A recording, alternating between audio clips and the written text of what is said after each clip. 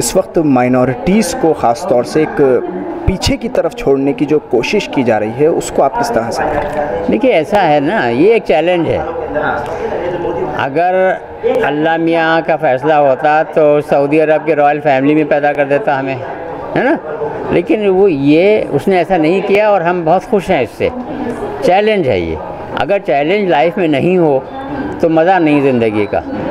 तो चैलेंज ये है कि हमें हिंदुस्तान ने पैदा किया जहाँ पर हम एक माइनॉरिटी की हैसियत से हैं, मजबूत माइनॉरिटी हैं लेकिन हैं। उसके साथ चैलेंजेस हैं, कुछ होते रहे हैं, आते रहेंगे। उन चैलेंजेस को कबूल करते हुए और उन दिक्कतों से बाहर निकल आना, यही जो है हमारे वजूद का तकाज़ा है और हम सबको मिलकर के यही करते रहना चाहिए और हम निकल के आ जाएंगे। हमें कोई किसी तरह की परेशानी होगी नहीं, लेकिन हम मुसलमान को अच्छे मुसलमान बन के रहना है। लेकिन सर, आप कह रहे हैं बहुत मजबूत माइनॉरिटी है और इस देश में आपका भी कहना यह है कि सबका अधिकार बराबर का है, लेकिन क्यों फिर सभी को पाकिस्तान भेज देने की बात कर दी जाती है सर? मेरे ख्याल में देखिए, ये जो फालतू की बातें हैं ना, क्योंकि अगर आप जो कोट कर रहे हैं पाकिस्तान भेजने की बात क्यों की जा रही है, अरे करने दीजिए उन्हें। How does it matter? मतलब वो भी ये बात जानते हैं कि 17-18 करोड़ लोगों को भैया कहाँ भेज दोगे, और तुम्हारी हैसियत क्या है ऐसा कहने की? जिसका मुल्क है उसी से कह रहे हो कि तुम्हें वहाँ भेज देंगे। This is absolute nonsense. लिहाजा इसकी बात भी करने की कोई ज़रूरत नहीं है। अच्छे काम तालीम और तरबियत के किए जाएं। ये फालतू की बकवास जो है, इसके ऊपर अपना बिल्कुल कान भी नहीं धरना चाहिए।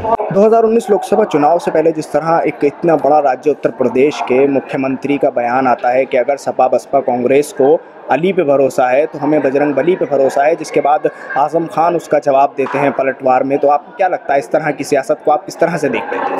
नहीं, मगर मेरे ख्याल में उसका जवाब मायावती मैडम ने बहुत अच्छा दे दिया।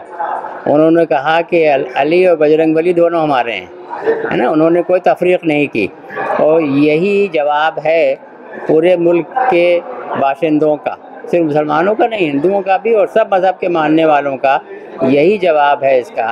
कि देखिए साहब, मैं अभी अर्ज़ कर रहा था, आपको दोबारा अर्ज़ करूं कि मुल्क के जितने लोग हैं 130 करोड़ लोग, उसमें से 99% से ज़्यादा लोगों का दिल सही जगह पे लगा हुआ है। सीने के अंदर दिल सही जगह पे लगा हुआ है और उनका ज़मीर जो है वो बिल्कुल सही जगह के ऊपर है। लिहाजा वो खूब समझ रहे हैं। बल्कि इस तरह के जो बयानात हैं जो आप जिक्र कर रहे हैं, इसको खूब अच्छी तरह वो समझ रहे हैं और इसका वो समझ करके उसका जो असर होना होगा वो पोलिंग बूथ के अंदर हो जाना चाहिए। आपको क्या लगता है क्या असर होगा सर इसका? इसका असर होगा कि समझ जाएंगे कि ये जो आपस में प्यार मोहब्बत कम करके और नफ़रतें पैदा करने की कोशिश की जा रही है, ये चाल पुरानी हो गई। शुरू में गई हो तो चल गई हो, अब नहीं चलनी। इस पर सर इलेक्शन कमीशन को कोई बड़ा कदम उठाना चाहिए था या नहीं? बिल्कुल उठाना चाहिए था। इलेक्शन कमीशन, देखिए ऐसा है, आपने अच्छा किया सवाल पूछ लिया। इलेक्शन कमीशन जो है वो हुकूमत वक्त के ज़रिए तैनात होता है और हुकूमत वक्त जो है ना, वो भी एक सियासी जमात होती है या जमातों का ग्रुप होता है। तो मैं लिख भी चुका हूँ, कह भी चुका हूँ, मैं इस पर ज़ोरदार ये डिमांड करता हूँ कि इलेक्शन कमीशन में मेंबर्स, इलेक्शन कमिश्नर्स और चीफ इलेक्शन कमिश्नर कौन लोग होंगे, ये भी एक कमेटी के ज़रिए तय किया जाना चाहिए, जिस कमेटी में प्राइम मिनिस्टर के अलावा चीफ जस्टिस इंडिया के हों और लीडर ऑफ द अपोजिशन भी हो और आगे भी कंट्रोल उन्हीं का रहना चाहिए। इस वक्त भी जो है इलेक्शन कमीशन के कमिश्नर्स जो हैं, उन्हें तनख्वाह कहाँ से मिलती है? किसी मिनिस्ट्री से मिलती है ना, तो ताबेदार हो गए ना किसी हद तक, उस मिनिस्ट्री की तनख्वाह मिल रही है। उसके अलावा ये कि ये जो EVMs हैं, इलेक्ट्रॉनिक वोटिंग मशीन, ये जो है गवर्नमेंट की 2 कंपनियों में, हैदराबाद और बेंगलोर में बन रही हैं। वो कंपनियां गवर्नमेंट की हैं, वो गवर्नमेंट के ताबेदार हैं। उसके ऊपर भी कंट्रोल जो है वो मल्टी पार्टी होना चाहिए, सब पार्टियों का कंट्रोल होना चाहिए। आपने ये जिक्र कर दिया EVM का, सर मुझे भी एक सवाल आ गया यहाँ आपके इस जिक्र से कि इस बार जो चुनाव हुआ है पहला चरण, उसमें हमने नोएडा, गाज़ियाबाद, इन जगहों का सर्वे किया तो वहाँ से एक बड़ी तादाद में मुस्लिम वोटर्स के लिस्ट से नाम ही गायब नज़र आए।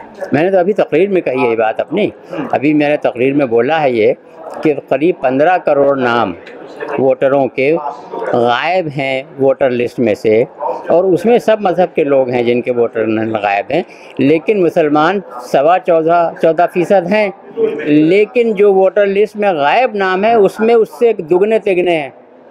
तो ये तो मेरे ख्याल में सुप्रीम कोर्ट की निगरानी में इसकी तफ्तीश होनी चाहिए, और अगर बाद में ऐसा पाया जाता है कि ये शरारत थी, जिसने ये शरारत की थी, और ज़ाहिर शरारत है, मैं यही मानता हूँ, तो शरारत थी, जिसने शरारत की थी उसको सज़ा, कड़ी से कड़ी सज़ा मिलनी चाहिए।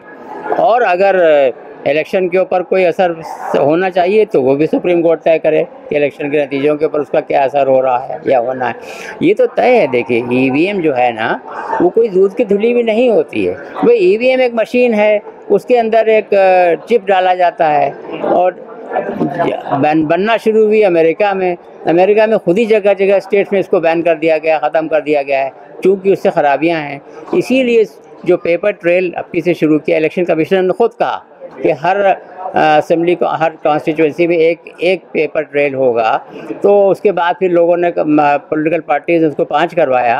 अब पॉलिटिकल पार्टीज़ गई सुप्रीम कोर्ट में कि कम से कम 50%, उसमें अगर नतीजा निकलने में टाइम लगे तो लगे, लेकिन सही तो होना चाहिए ना, जमहूरी हिसाब से अबव बोर्ड होना चाहिए। ये नहीं लगे कि कुछ मामला अंदर गड़बड़, दाल में कुछ काला, ऐसा नहीं होना चाहिए। ये तो ज़फ़र महमूद साहब जिनका साफ तौर पर ये कहना था कि ये इस तरह की जो बकवास बातें और फजूलियात की बातें हैं कि एक माइनॉरिटी को, पूरी इतनी बड़ी माइनॉरिटी को, जो कि एक बहुत बड़ी अल्पसंख्यक माइनॉरिटी है मुसलमान, उसको आप पाकिस्तान भेजने की बात कर देंगे। सबसे बड़ा सवाल उठाया है कि पाकिस्तान भेजने का अधिकार आपको किसने दिया, आपकी अपनी खुद की हैसियत क्या है, जिनका मुल्क है आप उनको कैसे पाकिस्तान भेज सकते हैं। दिल्ली से कैमरा पर्सन ताबिश अली के साथ न्यूज़ मैक्स के लिए साहिल नकवी।